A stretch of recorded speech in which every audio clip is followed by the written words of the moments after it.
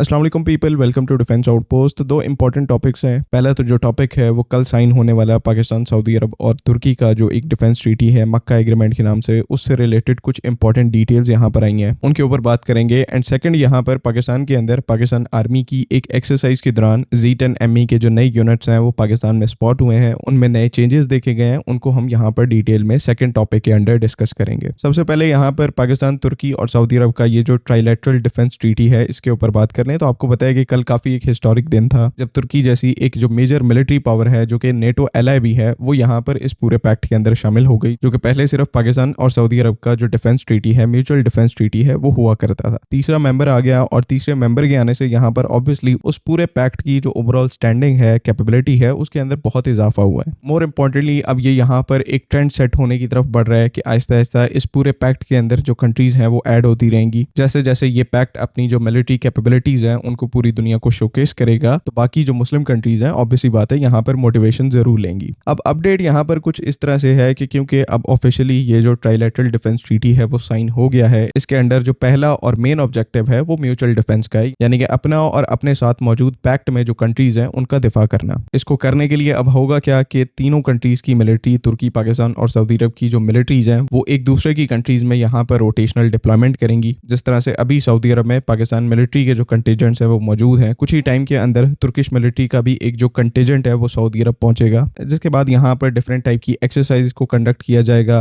इंट्रोपेबिलिटी को इंक्रीज किया जाएगा। और जो रिपोर्ट्स हैं यहाँ पर इस पैक्ट के अंडर ज्वाइंट कमेटी बनेगी, जिस तरह से नेटो की कमेटी है जो कि इस पूरे पैक्ट को यहाँ पर कंट्रोल करेगी और उस कमेटी का अपना एक बजट होगा, डिफेंस स्पेंडिंग का बजट होगा और वो बजट यहाँ पर सारे जो एक्सपेंडिचर हैं, अखराजात हैं मिलिट्री को डिप्लॉय करने के, उनको यहाँ पर पूरा करेगा। और ये जो मेन एक्सपेंडिचर है ये सऊदी अरब की तरफ से मैनेज किया जाएगा, मतलब इसमें यहाँ पर सऊदी अरब का कंट्रीब्यूशन ज्यादा होगा। सेम उसी तरह से जिस तरह से नेटो के अंदर यूएस का कंट्रीब्यूशन सबसे ज्यादा है। इसी तरह से हमने कल डिफेंस इंडस्ट्री का जो पॉइंट है उसको भी समझा था। पाकिस्तान और तुर्की की जो डिफेंस इंडस्ट्री है वो सऊदी फंडिंग का यूज करते हुए अपने आप को और ज्यादा स्ट्रेंथन करेंगी। यहाँ पर जो डिफरेंट वेपन सिस्टम है, हाई टियर के stealth aircraft, air defence system, उनके ऊपर काम किया जाएगा, मास प्रोडक्शन की जाएगी और तीनों कंट्रीज में ये एयर डिफेंस सिस्टम जो है वो डिप्लॉय होंगे, फाइटर एयरक्राफ्ट डिप्लॉय होंगे। और इवन यहाँ पर इस चीज के भी चांसेस हैं कि बाहर से वेपन प्रोक्योर करने में अगर किसी कंट्री को यहाँ पर मुश्किल होती है, फाइनेंशियल मुश्किल होती है, जो कि आपको पता है कि पाकिस्तान के केस में ज्यादातर यहाँ पर ऐसा होता है कि जो वेपन्स हमें चाहिए होते हैं, जो हमारी मिलिट्री को चाहिए होते हैं, वो ज्यादातर हमारे बजट से मैच नहीं करते। इसी वजह से हम फौरन उन वेपन सिस्टम्स को अक्वायर नहीं कर सकते और हमें वहां पर डिले देखने को मिलता है। बहुत से ऐसे प्रोजेक्ट्स हैं पाकिस्तान मिलिट्री के जो कि फंडिंग की वजह से बहुत ज्यादा डिले हुए हैं। तो इस पैक्ट के साथ ये इशू जो है वो सॉर्ट आउट हो सकता है, बिकॉज इस पैक्ट में अब 3 कंट्रीज ऐड हैं तो ये तीनों ही चाहेंगी कि एक दूसरे की जो मिलिट्री कैपेबिलिटीज हैं वो इंक्रीज हो, ताकि वक्त आने पर ये जो कैपेबिलिटी है ये तीनों के काम आ सके। तो ये पॉइंट यहाँ पर पाकिस्तान मिलिट्री के लिए ये जो फंडिंग का बहुत बड़ा इशू है उसको सॉल्व कर सकता है और इसकी वजह से जितने भी हमारे वेपन सिस्टम्स में डिले है फंडिंग की वजह से, फाइनेंशियल इश्यूज की वजह से, वो यहाँ पर पोटेंशियली फ्यूचर में सॉल्व हो सकता है। बाकी और भी यहाँ पर बहुत सारी इंपॉर्टेंट डिटेल्स हैं कि किस तरह से एक दूसरे की कंट्री में मिलिट्री डिप्लॉयमेंट होगी, लेकिन मेजर जो डिटेल्स हैं इस पूरे पैक्ट से रिलेटेड वो अभी के लिए यहाँ पर अनक्लियर हैं। तो आहिस्ता आहिस्ता ये पैक्ट जो है वो क्योंकि अपनी रीजनल डोमिनेंस को इस्टेब्लिश करने के लिए अपनी जो मिलिट्री एक्टिविटीज हैं उनको पूरी दुनिया को शोकेस करेगा, रेगुलर मिलिट्री एक्सरसाइज को कंडक्ट किया जाएगा, तो उसमें यहाँ पर इस पैक्ट की जो ट्रू नेचर है उसका हमें आहिस्ता आहिस्ता आइडिया होगा। बाकी यहाँ पर एक दूसरे इंपॉर्टेंट टॉपिक की तरफ आ जाते हैं। तो रिसेंटली साउथ पंजाब के डेजर्ट्स में पाकिस्तान आर्मी की तरफ से एक बहुत बड़ी जो लैंड वॉरफेयर एक्सरसाइज है उसको होल्ड किया गया था, जहां पर पाकिस्तान आर्मी की आर्मर्ड कोर और पाकिस्तान आर्मी एविएशन कोर की तरफ से पार्टिसिपेट किया गया था और डिफरेंट टाइप के आर्मर ऑपरेशंस यानी कि टैंक्स का यूज करते हुए जो डिफरेंट टाइप के ऑपरेशंस हैं उनको परफॉर्म किया गया था। एंड पाकिस्तान आर्मी एविएशन का काम यहाँ पर obviously close air support provide करना था। तो एक्चुअल कॉम्बैट एनवायरनमेंट के ऊपर यहाँ पर टेस्टिंग की गई और जो कुछ यहाँ पर फुटेज निकल के आई है इस पूरी एक्सरसाइज की वो ज्यादा तो नहीं है, लेकिन यहाँ पर पहली दफा पाकिस्तान के अंदर पाकिस्तान आर्मी का जो Z10ME है उसके साथ एक मास्ट माउंटेड मिलीमीटर वेव जो रेडार है उसको देखा गया है। इससे पहले मास्ट माउंटेड रेडार की Z10ME जो कि पाकिस्तान आर्मी का है, चाइना से उसकी फुटेज आ चुकी है, लेकिन ऐसा यहाँ पर पहली दफा हो रहा है कि ये मास्ट माउंटेड रेडार की जो कॉन्फ़िगरेशन है ये पाकिस्तान आर्मी के अंडर एक एक्सरसाइज में स्पॉट की गई है। आप यहाँ पर नीचे देख सकते हैं कि पाकिस्तान आर्मी का जो एक अल खालिद 1 टैंक है वो भी मौजूद है, जो कि इंडिकेट करता है कि ये जो कॉन्फ़िगरेशन है मिलीमीटर वेव मास्ट माउंटेड रेडार की,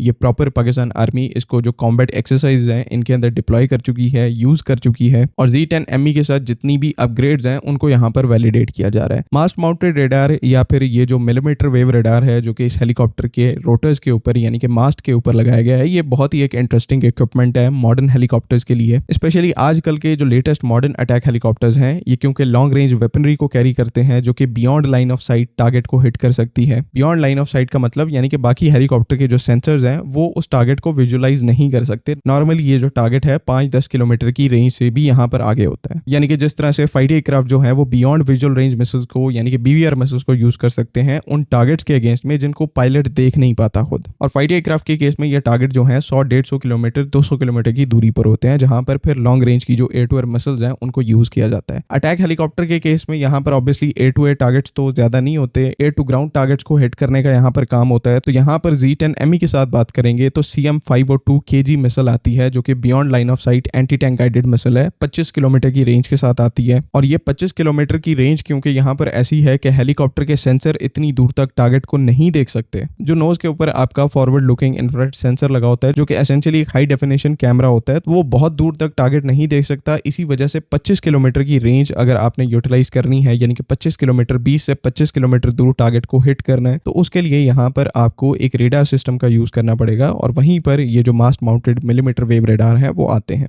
Z10ME के अंदर आपको पता है कि ये बहुत ही इंपॉर्टेंट कैपेबिलिटी है क्योंकि Z10ME के जो वेपन सिस्टम्स हैं वो नए हैं, नेक्स्ट जनरेशन के हैं, लॉन्ग रेंज के हैं, तो ऑटोमेटिकली ये जो एक मास्ट माउंटेड रेडार है ये कंपलसरी इक्विपमेंट बन जाता है इस हेलीकॉप्टर के लिए। और पाकिस्तान आर्मी ने जब शुरू में इन हेलीकॉप्टर्स को अक्वायर किया था तो ये रेडार मिसिंग था। हमने उस टाइम पर भी कहा था ये डिटैचेबल एक्सेसरी है, मिशन स्पेसिफिक इक्विपमेंट है, इसको लगाया जा सकता है, उतारा भी जा सकता है। तो वही यहाँ पर केस था कि शुरू में हमने पाकिस्तान आर्मी के Z10 के साथ इन रेडार सिस्टम्स को नहीं देखा और अब यहाँ पर इस एक्सरसाइज के अंडर पाकिस्तान आर्मी का ही एक जो Z10ME है वो एक अपने मास्ट माउंटेड रेडार के साथ जो एक्सरसाइज है उसको परफॉर्म कर रहा है। और फ्रेंकली स्पीकिंग मास्ट माउंटेड रेडार के लगने के बाद ही यहाँ पर Z10ME जो है वो एक कंप्लीट हेलीकॉप्टर लग रहा है। ओवरऑल पाकिस्तान आर्मी एविएशन के लिए फाइनली पता नहीं कितने सालों के बाद ये एक बहुत बड़ी अपग्रेड है। और जो इन्फॉर्मेशन हमारे पास आ रही है उसके हिसाब से जितनी भी एक्सरसाइज पाकिस्तान आर्मी कंडक्ट कर रही है उसमें Z10ME जो है वो काफी एक्सेप्शनली परफॉर्म कर रहा है। ना सिर्फ यहाँ पर कैपेबिलिटीज और फायर पावर काफी ज्यादा एक्सेप्शनल है, काफी ज्यादा बेहतरीन है, बल्कि इसका जो अवेलेबिलिटी रेट है पाकिस्तान आर्मी एविएशन के अंडर, जो मेंटेनेंस का रेट है वो भी काफी ज्यादा इंप्रेसिव है। तो एक इंप्रेसिव, कैपेबल और डिसेंट अटैक हेलीकॉप्टर है और पाकिस्तान आर्मी की रिक्वायरमेंट के हिसाब से मॉडिफाई किया गया है, तो ये भी यहाँ पर एक बहुत ही बड़ा प्लस पॉइंट है। बाकी आई होप कि तमाम चीजें यहाँ पर क्लियर हैं। आपका कोई ओपिनियन है तो काइंडली उसको कमेंट्स में जरूर लिखें। अगली वीडियो तक के लिए अल्लाह हाफिज़। पाकिस्तान जिंदाबाद।